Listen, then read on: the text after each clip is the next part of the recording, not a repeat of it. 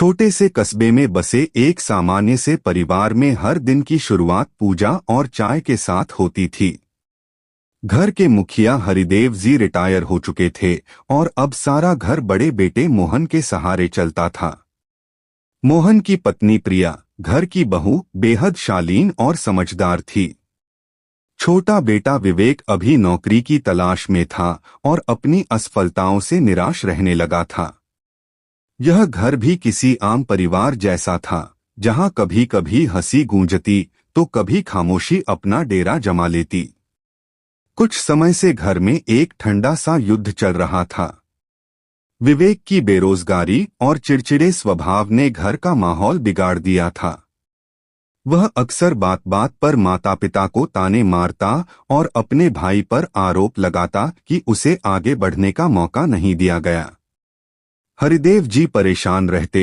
सरोजा देवी, उनकी पत्नी, बिना कहे आंसू बहाती और मोहन खुद में गुम होता जा रहा था।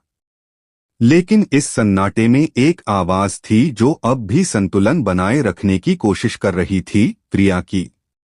प्रिया सबका ध्यान रखती, लेकिन उसकी कोशिशें अब भी अधूरी लगती थीं। एक दिन झगड़ा हद से बढ़ गया। विवेक ने गुस्से में आकर कहा, इस घर में मेरी कोई कदर नहीं। सब कुछ तो भाभी और भैया का है। मुझे तो जैसे यहाँ केवल बोझ समझा जाता है। उस दिन प्रिया पहली बार फूट फूट कर रो पड़ी। वह अपने कमरे में गई और दरवाजा बंद कर लिया। सारा घर जैसे थम गया।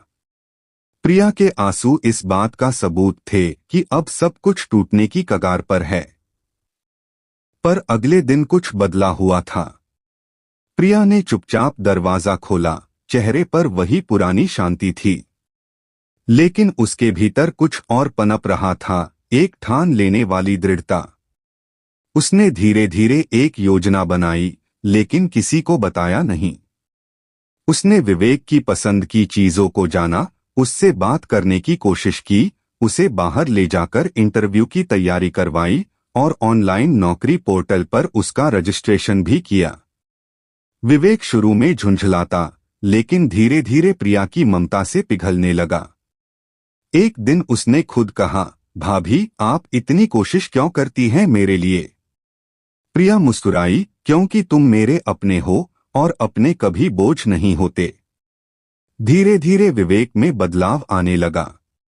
उसने शराब पीना छोड़ दिया, देर रात बाहर रहना बंद किया और कुछ ही हफ्तों में उसे एक अच्छी नौकरी मिल गई। उस दिन पूरे घर ने मिठाई बांटी, लेकिन असली मिठास प्रिया की आंखों में थी, जहां संतोष था। उस रात सरोजा देवी ने प्रिया को अपने पास बुलाया और उसका हाथ थामकर कहा, बहू नहीं होती तो शायद ये घर कभी का बिखर गया होता। हरिदेव जी ने भी चुपचाप अपने कमरे में एक चिट्ठी लिखी। प्रिय प्रिया, तुमने जो किया वह सिर्फ एक बहू नहीं, एक माँ, एक बहन और एक सच्ची इंसान ही कर सकती है। तुम्हारा मौन, तुम्हारी सहनशक्ति और तुम्हारा प्रेम इस घर की असली नींव है। प्रिया ने वो चिट्ठी पढ़ी और उसे मंदिर में भगवान की मूर्ति के पास रख दिया, क्योंकि वह जानती थी कि यह घर अब दोबारा नहीं टूटेगा। परिवार में जब शब्द कम पड़ जाते हैं, तब मौन की भाषा काम आती है। बहू केवल बहू नहीं होती, वह अगर चाहे तो टूटते रिश्तों को जोड़ सकती है, बिखरे मनों को संवार सकती है। प्रिया जैसी बहुएं ही असली घर की आत्मा होती हैं।